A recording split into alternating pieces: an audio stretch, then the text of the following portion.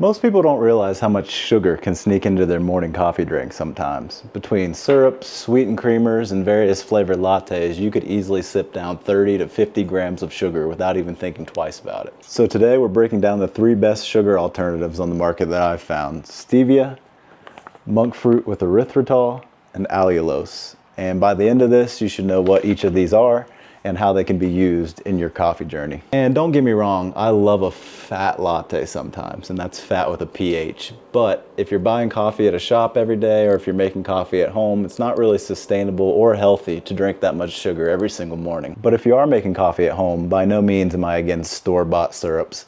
I almost always have a full rack of syrups on hand for convenience sake. I'm actually a big fan of Monin. So for instance, take this classic vanilla syrup from Monin. If you were to use 2 pumps of this, which is pretty standard with like a grande size latte, that would be 23 grams of sugar and 100 calories. And I also know it's not uncommon to throw in an extra pump some days if you're feeling crazy. So just like that, your homemade latte can be well over 30 grams of sugar also. So if you're someone like me who makes a lot of homemade syrups or makes your own latte at home most mornings, you might find yourself wanting to reach for a sugar-free alternative here and there when doing so. So that's what led me down this rabbit hole of wanting to break down 3 of the best sugar alternatives that I've found out there and how they might be able to be used.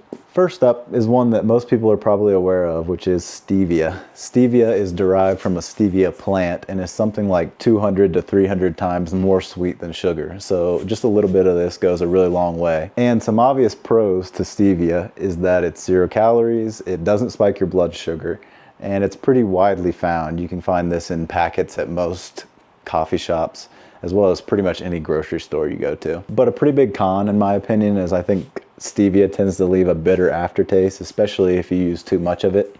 So I would just say if you go with this option, use it pretty sparingly.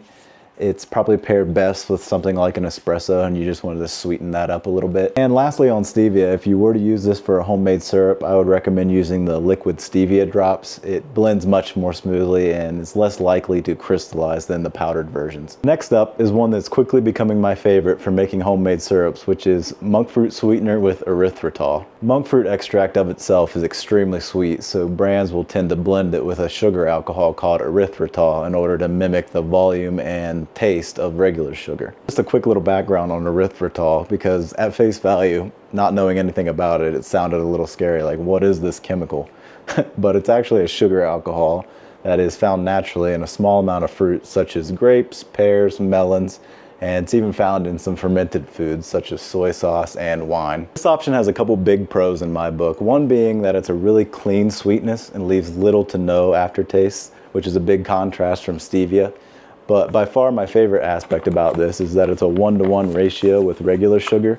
So if you're making a homemade syrup or something like that and you need 1 cup of sugar, you can literally just use 1 cup of this as a replacement, which makes baking or making homemade syrups or something like that so much easier. The only potential con that I've found of this is that some people are sensitive to sugar alcohols like erythritol, so too much erythritol might cause some digestive discomfort in people that are sensitive to it.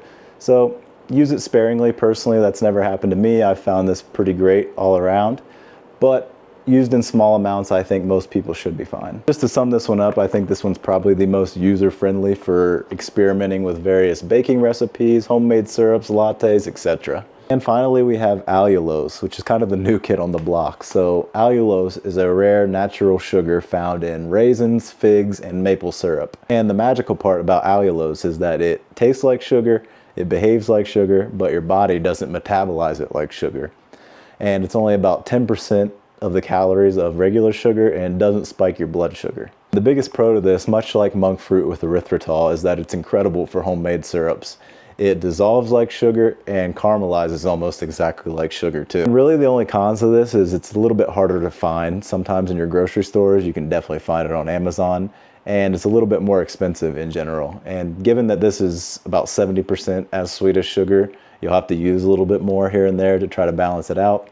So sometimes it's a little bit more expensive overall, but another great option. So to sum everything up, you've got Stevia, which is a great 0-calorie option, and you only need a little bit here and there, so it should last you a long time when you buy it. You've got monk fruit with erythritol, which is the closest sugar replacement and great for everyday baking and making syrups. And you've got allulose if you're chasing that perfect sugar-like texture and don't mind paying a little bit extra. Each of these options will help you enjoy your lattes and your homemade syrups without the sugar crash, a little less guilt, and they'll still taste amazing all the same. And full disclosure on all of this, I am not a nutritionist or a doctor, so definitely always do your own research and feel free to fact check me or anything like that in the comments if you'd like. And if you found this helpful at all, hit that like button and let me know in the comments which one you're most excited to try. And even better, if you have a sugar alternative that I missed here or one that I should try, let me know in the comments as well. Appreciate you all for watching, and cheers until the next one.